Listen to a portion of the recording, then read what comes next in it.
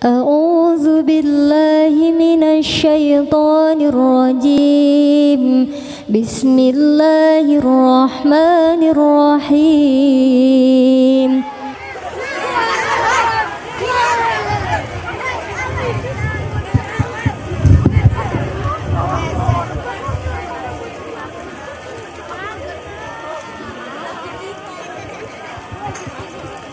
Assalamualaikum warahmatullahi wabarakatuh.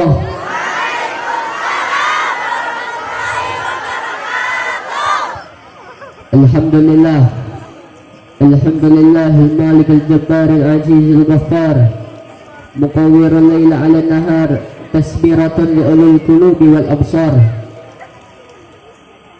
Allahumma salli ala sayyidina Rasulillahi ذوي الألباب والاعتبار. اللهم صل وسلم على سيدنا محمد مفتاح باب رحمة الله عدد ما في علم الله صلاة وسلاما دائمين بدوام ملك الله وعلى آله وصحبه أما بعد.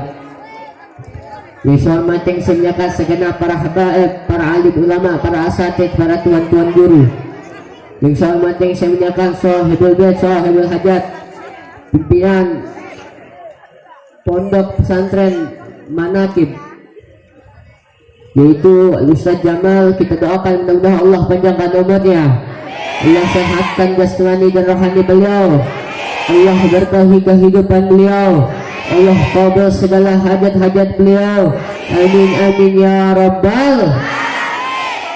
Dan juga salam penghormatan yang istimewa saya sampaikan kepada seluruh hadirin hadirat, muslimin muslimat, mukminin mukminat, umat baginda Nabi besar Muhammad sallallahu alaihi wasallam. Hadirin Allah hadirin rahmatan oleh Allah Subhanahu wa taala. Dalam kitab Sahih Bukhari, Al-Imam Bukhari menjelaskan bahwasannya jangankan orang mukmin, jangankan orang muslim, orang yang beriman kepada Allah, yang percaya sama Nabi, orang kafir saja yang mengagungkan Rasulullah akan diagungkan oleh Allah Subhanahu wa taala. Di dalam kitab Bidayah wa Nihayah karangan Al-Imam Ibn Katsir dijelaskan bahwasanya Nabi punya seorang paman namanya Abu Lahab.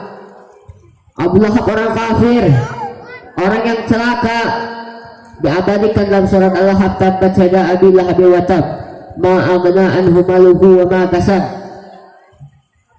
Abu Lahab diperingati oleh Allah Subhanahu wa taala kekal abadi di neraka karena tidak beriman kepada Allah Subhanahu wa taala dan kepada Rasulullah sallallahu alaihi wasallam. Tetapi setahun setelah kematian Abu Lahab, Imam Abbas bin Abdul Muthalib, saudara daripada Abu Lahab, memimpikan Abu Lahab dan bertanya kepada Abu Lahab, ya Abu Lahab, wahai Abu Lahab, apa yang Allah lakukan kepadamu? Apa yang Allah perbuat kepadamu? Abu Lahab menjawab, wahai Abbas, lihatlah bagaimana keadaanku. Aku disiksa, aku diazab, disiksa oleh Allah Subhanahu wa taala. Tetapi setiap hari Senin aku mendapatkan kemuliaan. Setiap jari-jariku keluar air sehingga aku bisa minum dari air tersebut. Kenapa? Karena pada hari Senin aku pernah bergembira atas lahirnya keponakanku Muhammad bin Abdullah sallallahu alaihi wasallam. Abu Lahab punya budak namanya Suaibah. Suaibah datang kepada Abu Lahab dan menyampaikan, wahai majikanku, ya wahai Abu Lahab, keponakanmu telah lahir. Abu Lahab berkata, siapa keponakanku? Laki-laki atau perempuan? Suaibah menjawab, keponakanmu namanya Muhammad, laki-laki. Suaibah dibebaskan oleh Abu Lahab. Kenapa? Karena gembiranya aku atas lahirnya keponakanku Muhammad Rasulullah sallallahu alaihi wasallam. Saudara rahmati Allah, Abu Lahab orang kafir, orang yang celaka, tetapi dia pernah bergembira atas lahirnya Rasulullah, mendapatkan kenikmatan di dalam api neraka Allah Subhanahu wa taala. Ditulis juga, dinukir dalam syair Al-Imam Nasiruddin Dimashqi, dijelaskan, idza kana kafiran ja'atimuhu wa tabbat yadahu fi jahil muhannadah ataknahum yawmal isnin daiman yuhaffahu lis-sururi bi ahmada fama dhannu bi abdi tulahum bihi mashkuran bi ahmada fama taqwa iza yaumil qiyamah. Jika Abu Lahab yang kafir tidak beriman kepada Allah, tidak beriman kepada Rasulullah, yang jelas-jelas celaka dan terkutuk, tetapi di dalam riwayat mendapatkan kenikmatan, mendapatkan keringanan sebab pernah bergembira atas lahiran Rasulullah sallallahu alaihi wasallam. Lalu bagaimana dengan orang mukmin, orang Islam yang beriman kepada Allah, yang semasa hidupnya beriman kepada Allah, beriman kepada ajaran Rasulullah? Apakah akan disiksa? Apakah akan dimasukkan ke dalam neraka? Apakah akan diazab? La, kata ulama, tidak akan mungkin. Maka berbahagialah wahai yang hadir, bergembiralah wahai yang hadir, beruntunglah wahai yang hadir. Anda dicintai oleh Allah, menjadi mencintai, menjadi dicintai, menjadi mulia, menjadi agung, menjadi dicintai oleh Allah karena Anda diundang oleh Nabi besar Muhammad SAW. Maka Allah akan jadikan Anda akan dicintai oleh Rasulullah SAW. Amin amin ya rabbal. Sudah rahmatan dibilang oleh Allah Subhanahu wa taala. Dan juga kita duduk pada malam hari dalam rangka khutbah Rabbani Sultan Allah Sayyidi Syekh Abdul Qadir Jilani. Sudah rahmatan Allah, tujuan diadakannya hal adalah bila mana dalam acara hal dibacakan manaqib, dibacakan sejarah hidup daripada sahibul hal, bagaimana akhlaknya, adabnya, ibadahnya, amalnya, khusyuknya, qanaahnya, zuhudnya, diceritakan semuanya sehingga kita yang di majelis hal bisa mendapat iktibar, mendapat intifa, mendapatkan manfaat daripada kisah-kisah sahibul hal. Dalam kitab Bughyatul Mustarsyidin, Fatawa Ahlul Rahman masyhur, jelaskan bahwasannya Nabi SAW bersabda, barang siapa yang membuat sejarah hidup, membuat manaqib orang-orang yang beriman kepada Allah, maka seakan-akan ia telah menghidupkan orang yang beriman tersebut. Engkau bikin manaqib Syekh Abdul Qadir Al-Jailani. Syekh Abdul Qadir lahirnya di sini, beliau tinggal di sini, gurunya beliau ini, muridnya beliau ini. Engkau yang buat manaqib Syekh Abdul Qadir seakan-akan telah menghidupkan Syekh Abdul Qadir Al-Jailani. Dalam kitab Ghayatul Qasd wal Murad fi Manaqib Imam Al-Haddad karangan Habib Muhammad bin Zain bin Smith, beliau menceritakan tentang manaqib, tentang sejarah hidup Imam Al-Haddad.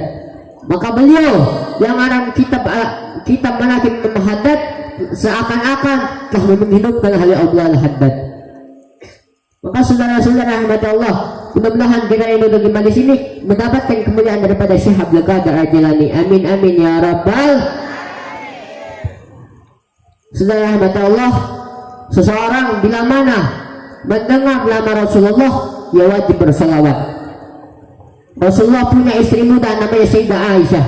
Sayyidah Aisyah ketika itu lagi menjahit pakaian Nabi, lagi jahit, tiba-tiba itu jarum yang kecil jatuh ke padang pasir. Dulu tidak ada lampu, belum pakai cahaya rembulan.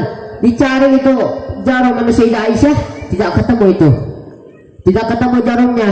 Bingung Sayyidah Aisyah, ini baju Nabi belum selesai, pakaian Nabi belum selesai dijahit, bagaimana saya mau jahit? Akhirnya tiba-tiba terlihat, datang dari jauh, terlihat cahaya yang sangat terang. Saking terangnya itu jarum yang kecil yang jatuh tadi bisa ditemukan oleh Sayyidah Aisyah. Diambil itu jarum, dicari dari mana asal ini cahaya yang begitu terang, yang saking bersinarnya, semakin dekat aromanya, semakin dekat wanginya, semakin dekat. Ternyata cahaya itu berasal dari wajah indahnya Rasulullah SAW. Kemudian Sayyidah Aisyah bilang, ya Rasulullah, sungguh indahnya wajahmu, sungguh bersinarnya wajahmu, sungguh terangnya wajahmu. Maka Rasulullah bilang, lailu liman lam yarani ya Aisyah ila yaumil qiyamah. Sungguh celaka wahai Aisyah, orang yang nanti tidak akan melihat wajahku di akhirat. Sayyidah Aisyah bertanya, siapa ya Rasulullah? Orang yang nanti di akhirat Allah haramkan untuk melihat wajahmu yang indah ini. Maka Rasulullah bilang, alladzi indama dukiltu indahu falam yusalli alayya. orang yang kedua matanya diharamkan oleh Allah untuk melihat wajahku ini. Ada orang yang ketika di dunia, ketika mendengar namaku disebut, dia tidak mau bersolawat kepadaku. Mereka adalah orang yang tidak akan berjumpa dan tidak akan melihat wajahku di akhirat nanti. Maka saudara, ketika kita hadir majlis ilmu, majlis zikir, majlis selawat, majlis Nabi Muhammad SAW, baik di majlis ataupun di rumah, mendengar nama Rasulullah SAW disebut, kita langsung bersolawat. Allahumma salli ala sayyidina Muhammad wa ala ali sayyidina Muhammad. Sallu ala Nabi Muhammad. Sallu ala Nabi Muhammad. Saudara rahmatin oleh Allah Subhanahu wa taala. Kalau kita hadir acara Maulid Nabi, jadikan ini acara sebagai penambah rasa cinta kita kepada Nabi besar Muhammad. Jadikan perkumpulan ini sebagai sebab agar menjadi kuat hubungan kita dengan baginda Rasulullah SAW. Tidak akan ada jalan nanti di akhirat. Al-Imam Junaidi Al-Baghdadi mengatakan, setiap jalan menuju Allah di hari kiamat putus, kecuali jalan orang yang mengikuti Rasulullah SAW. Setiap perilaku kita, setiap kehidupan kita, niatkan ittiba' lin Nabi, mengikuti Rasulullah, mengikuti Nabi Muhammad SAW, mengikuti orang soleh, mengikuti salafun soleh, mengikuti para ulama, mengikuti orang-orang yang mendapat kemuliaan dari Allah Subhanahu wa taala. Ali bin Muhammad Al-Habsyi mengatakan, ikuti ulama, ikuti orang alim, ikuti orang saleh, li'annahum, karena sesungguhnya mereka, sebab amal-amal mereka itu mengikuti daripada sunnah-sunnahnya baginda Rasulullah SAW. Sampai-sampai Nabi Muhammad SAW bersabda, al-muslim bil muslim kalburia, orang muslim dengan orang muslim itu bagaikan bangunan. Bangunan kalau segi empat, dua tiangnya saja jatuh, itu kalau goyang rubuh itu bangunan.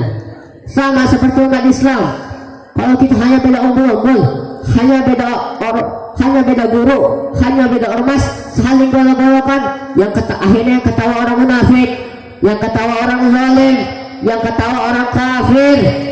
Maka saudara, sehingga perkuatlah hubungan persaudaraan kita, jaga tali persaudaraan kita. Karena apa?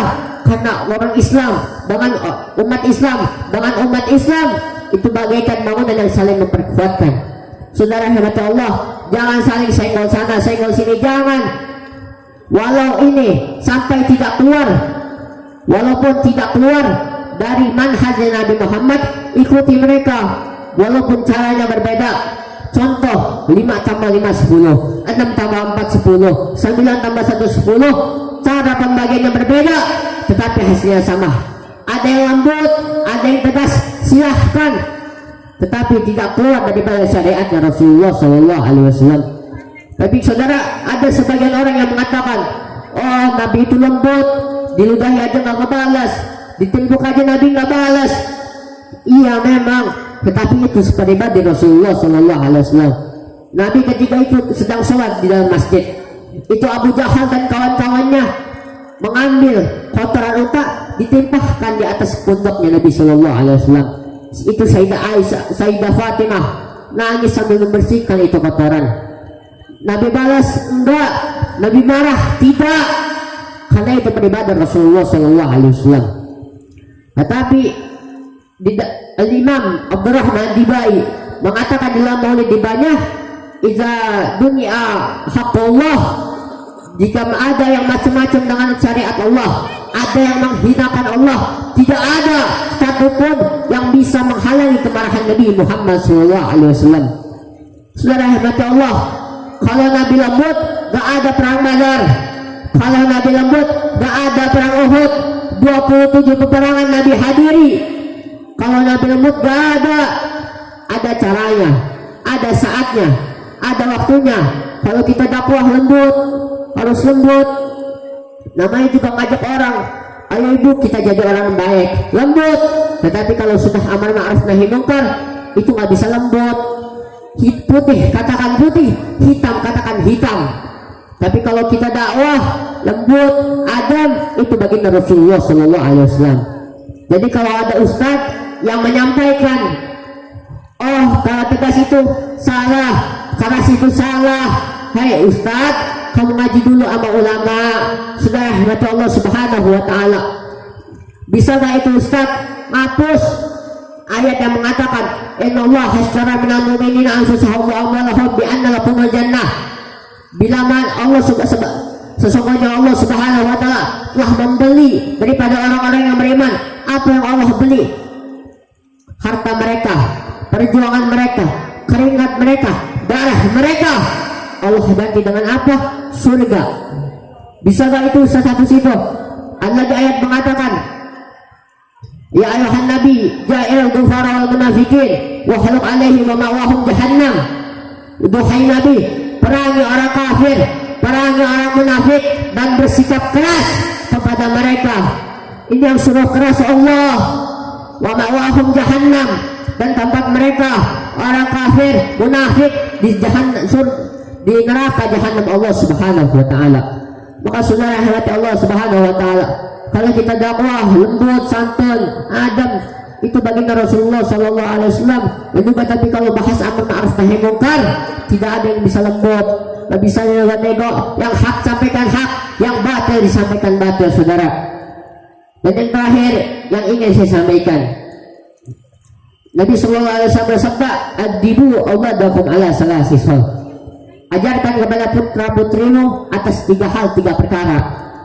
Yang pertama, hubbu nabikum, cinta kepada Nabi, cinta kepada Rasulullah Sallallahu Alaihi Wasallam, mengikuti sunnah-sunnah Nabi, dan yang paling penting mengikuti adab dan akhlak Rasulullah Sallallahu Alaihi Wasallam. Dan yang ketiga, hubbu ahli baiti, cinta kepada keluarga Nabi. Tidak akan sampai, tidak akan diterima kecintaan kepada Rasulullah kalau kita tidak cinta kepada keluarga Nabi. Tidak akan sampai, tidak akan diterima kecintaan kita kepada Rasulullah kalau kita benci kepada keluarga Nabi, kita benci kepada ahlul bait Nabi, kita benci kepada anak cucu Nabi. Sampai-sampai Nabi bersabda, man mata ala hubbi ahli baiti mata yahudiyan atau nasraniyan. Barang siapa yang mati membawa sedikit kebencian kepada anak cucu Nabi, maka dipastikan mati dalam keadaan Yahudi atau Nasrani. Artinya mati dalam keadaan murtad. Nauzubillah min. Maka saudara rahmat Allah Subhanahu Wa Taala, jaga hati kita dengan para habaib, jaga hati kita dengan para ahlul bait Nabi Muhammad Sallallahu Alaihi Wasallam. Cintai mereka, muliakan mereka. Para habaib, mereka berjuang mati-matian dari zaman dulu. Lihat Habib Ali Al-Habsyi, kemudian Habib Salim bin Jiddan, Habib Husain Mutahhar, Habib Syarif Hamid Al-Qadri, dan juga para habaib yang begitu banyak memiliki jasa-jasa besar buat Indonesia dalam hal perjuangan, saudara. Dan juga saat ini tidak ketinggalan habaib masa kini yang begitu tegas, begitu mempunyai jasa besar, khususnya kita punya guru Al-Habib Muhammad Rizik bin Husain Syihab. Beliau rela mengorbankan jiwanya, raganya, hartanya, keluarganya. Beliau relakan, korbankan semuanya.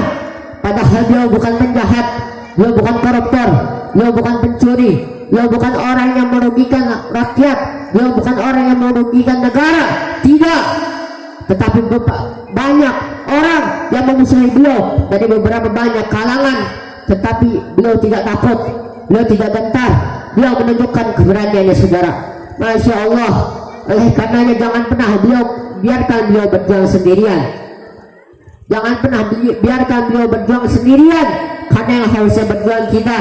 Lihat, beliau rela di penjara, diasingkan, dikucilkan, difitnah, dicaci, dimaki. Tapi Habib Rizik punya Allah, Habib Rizik punya Rasulullah, sehingga upaya banyak musuh-musuh Islam yang ingin menghacuri beliau, ingin memusuhi beliau, tetapi beliau bukannya tambah dibenci, tapi malah tambah dicintai, saudara. Alhamdulillah. Saudara hati Allah Subhanahu Wa Taala, lihat, beliau rela di penjara, rekeningnya dibekukan, diblokir. Bukan hanya beliau saja, seluruh keluarganya, menantunya diteror, anak-anaknya diteror, keluarganya diteror, organisasinya dibubarkan, 6 pengawalnya dibunuh dengan sadis, menantunya dimasukkan ke dalam penjara, orang-orang kepercayaan beliau dimasukkan ke dalam penjara. Masya Allah, ujian demi ujian, tetapi tidak memadamkan api dari semangat perjuangan beliau. Tidak ada raut wajah ketakutan dalam diri beliau walaupun berada di dalam penjara. Masya Allah, emas tetaplah emas walaupun berada dalam jeruji besi, kotoran tetaplah kotoran walaupun berada di atas singgasana negara. Maka saudara hamba Allah, kita doakan mudah-mudahan Imam besar kita lah Habib Muhammad Rizik, mudah-mudahan Allah semoga panjangkan umur beliau, amin. Amin.